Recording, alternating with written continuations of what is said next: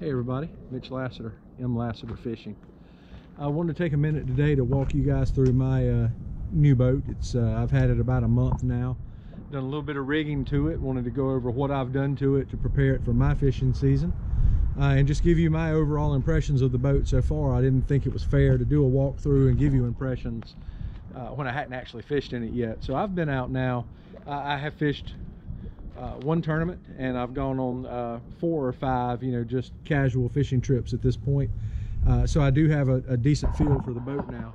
I will say this is my first pedal boat, so you've got to think about everything I say in that perspective. I've not pedaled a Hobie, I've not pedaled a Vibe, I've not pedaled an Old Town, I've pedaled a Native, but I paddled a lot of boats.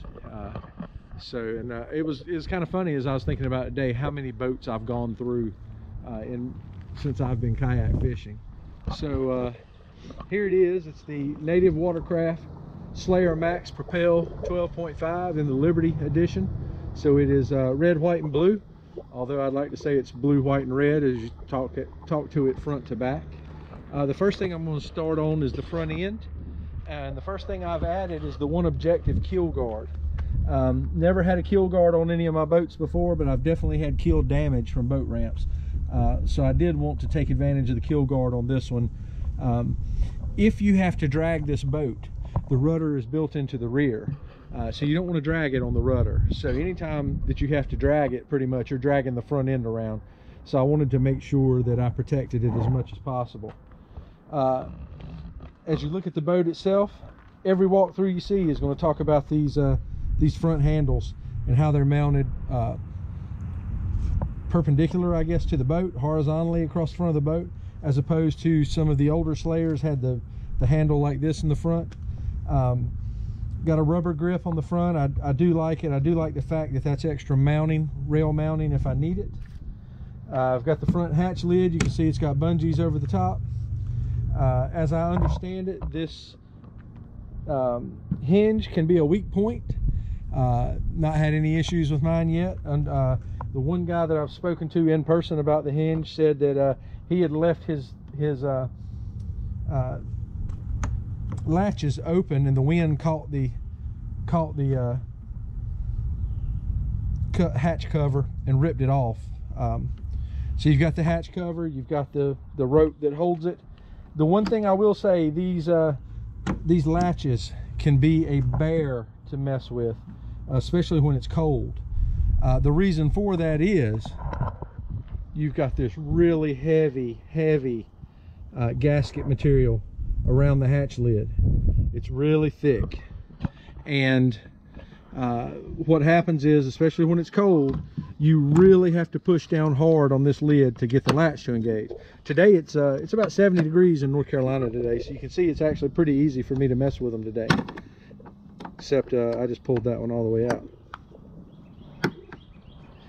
The one thing I will say is I'd rather have a really thick gasket and the hatch be hard to close than to have a leaky hatch and the stuff that I'm expecting to stay dry not be dry. So I'm not going to complain about that at all. You can see, like every other Propel Max or a Slayer Max, you've got the horizontal rod storage, the tip protectors up front. I had tip protectors on my last boat, but they were 3 to 4 inches, as opposed to these that are very substantial, at least 2 feet long, and really protect the rods. Originally it's designed for 1 rod on each side. I have when traveling, I have put 3 or 4 rods on each side, and you just have to be careful of your guides, but other than that, they fit right in there. Of course, I've got the Propel 701 drive. I'm really liking this drive. One thing I like about it is how unobtrusive it is to the cockpit, especially when it's in the the pedaling position. It's just not over engineered as far as size. It's as small as it can be and be functional. I do like I can't imagine, I'm watching Greg Blanchard and he doesn't have a prop indexer on his. I can't imagine how much time it took for him to be able to learn to line up his prop to raise it out of the water. It is It's something that I just feel like that prop indexer, for the guys that don't have them, it would be a huge improvement to get them. You know, it's well documented that this boat has storage for 3,600 boxes on either side behind the rails. It's well documented that it has a sacrificial plate on this side for mounting electronics. As you can see, I've got a deer feeder battery in the front. I used Yak Attack through hull to go out of the battery box into the hull. I used Yak Attack to come through the sacrificial plate and out to the fish finder. I'm running a Garmin 9SV Plus fish finder, so it's got down imaging and side imaging, or what they call down view and side view. It does not have lake maps, but it does record. It does have GPS, and you can record where you're going, so it records your depths and builds your maps as you go. Mapping was just not that big a deal to me, as I haven't gone to many bodies of water to date that I haven't been on before. One thing, so you've got your Titan rotomolded seat tray. I really like that. I really like being able to store underneath the seat. The one thing I did do was get some Burley Pro seat risers. I'm a bigger guy. I'm 6'2", about 230, and raising this seat another 2 inches really changed, I guess maybe you want to call it the angle of attack to the Propel drive. So it made a huge difference for me in pedaling, especially since I haven't pedaled before. It just seemed to put me in a better position to pedal, and to pedal for longer distances, and my legs not hurt so much. Up in front of the fish finder, I've got the Yak Attack articulating camera mount, to which I've added a dog bone extension. On my last boat, which was a Lure 12.5, the camera was mounted on a round flat spot on the front of the hull in about this position. And it did produce some undesired crotch shots at times, but it was an overall good angle for filming. When I first got this boat, I put just the articulating camera mount here, and the first day I went out, I had nothing but footage of my left foot coming around on the Propel drives, and that wasn't really a good angle. So I moved it, put the dog bone on it, bring the angle just above the fish finder. It tends to be a pretty good angle. As you can see here, I've got the Railblazer mount, and I use the Railblazer camera arm to get an angle basically from this position while I'm fishing. I did add this piece of Yak Attack track, mainly to add the Railblazer and my Yak Attack cup holder.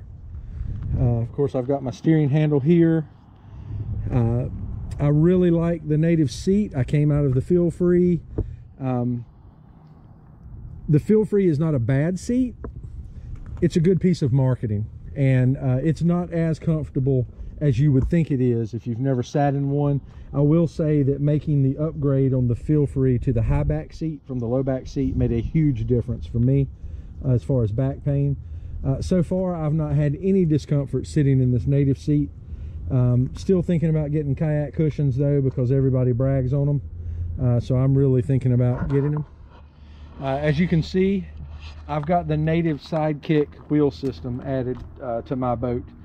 So this boat's 125 pounds rigged out. That's before the sidekicks. And I shouldn't even say rigged out. This boat's 125 pounds with the seat in it and the Propel drive in it. And then you're adding your fish finder, your catch board, any other accessories, your tackle, you know, my crate back here. Everything's adding weight to it. It is not an easy boat to move around by yourself. Boondocks or native sidekicks to me are a must on any boat, you know, that's probably over 85 pounds. We've got a Bonafide in our fleet that my son paddles, and we can move it around very easily. This one not so much, especially as I mentioned before about the rudder, the integrated rudder in the back end. So you can see the rudder here in between the plastic pipes that I've got. The rudder, you can remove it with a screw, but you just don't want to drag it around on this rudder. It's not made for that. So sidekicks, boondocks, if you're going to get one of these boats, get them. they're game changers. Of course, I've got my crate. It's just a Yak Gear milk crate. It's really nothing more than a milk crate. It just happens to be from Yak Gear. I've got the 3-position Berkeley rod holders on 2 sides, and another rod holder of similar style on the back side. It just has slots for spinning reels to fit down in. It's also mounted a little higher. That way I can reach over the tackle and get those rods a lot easier. Got the you got your dry hatch in the back. It's an odd place for a dry hatch. You're not going to access this while you're fishing, but you know, if you think about the overall, what the overall functionality of that is for, is you can remove that dry bag, and if you're adding anything rear mounted, stakeout poles, motor, whatever you're putting on the back, you've got access through the hull here to get in there and rig it. What you see here, this little cap, this is my homemade light, so I'm going to show you that real quick. So on the back of the boat here, you'll notice this this white cap that's mounted on the rear rail. I've basically made my own 360 light here. As you can see, strapped onto the bottom is a battery pack that holds 8 AA batteries. I've got the wires that go into the PVC pipe and come out the top. This 1/2-inch PVC pipe just mounts right in that cap. It's very very stable, very solid. What I did was take an LED light for the rear tail light of a pickup truck, 12-volt light, of course. I achieved 12 volts with my batteries here, and it's probably, maybe you can see it glowing, I can't tell, but it's very, very bright. It works very well, and it's a whole lot cheaper than some of the 360 light solutions that are out there. I just decided that wasn't really something I wanted to spend that much money on. I know it is important. This satisfies the rules, and it's brighter than a lot of them out there, and I feel like it's a better better solution than some of them. Really, that's about all I have on the boat. Of course, I've got my catch board laying down here in the back. My milk crate carries 6 3700 boxes, plus I've got sun spray, garlic spray, anything else I want to throw there in the front, and I will throw a cooler. One of the things I love about this boat is the huge tank well. The rear tank well is huge. In fact, one of the things I had to get used to was before I had the side kicks and the crate was right up against the back of the seat, it was actually too close to the seat. So at least the side kicks helped me with moving it back. But even yesterday I realized it was still a little too close. Hooked myself a couple times turning around trying to get a rod because I just wasn't used to my fishing rods being that close behind me. It's just the logistics of going from an older boat to a new boat, from a paddle boat to a pedal boat. There's just things that you have to get used to.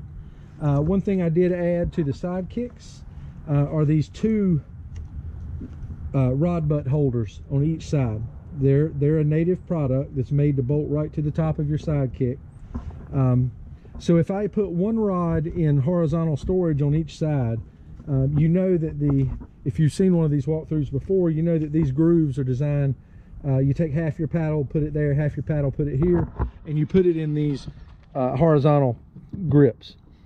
The grips are fine. They're a little hard to get the paddle in and out of when you've got bungee running back here.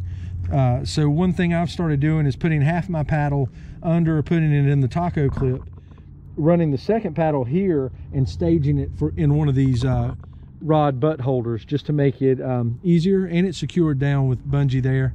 I'm using half a rod basically when I launch at a place that does not have a wooden dock, and when I come to land the boat and I pull up my pedal drive, I often need to use half a paddle to do some slight adjustments to get in to the shore.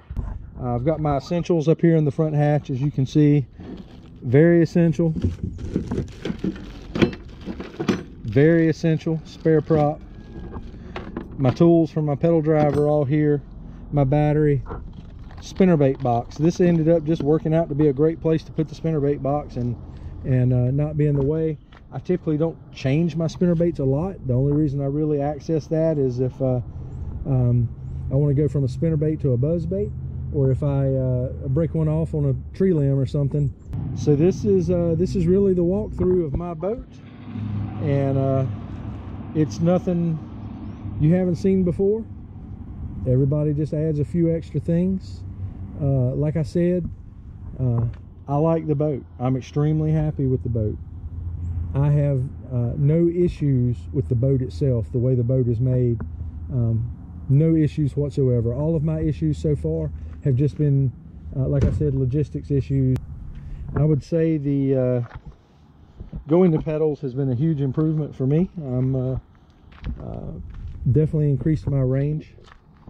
If you're looking for a boat, it's a great all-around fishing boat. It's stable, it's fast. You won't be disappointed. I'm not knocking any other boats. I'm just telling you, if you're looking at one of these, it's worth it. Okay, before I wrap it up today, I need to give a couple shout outs.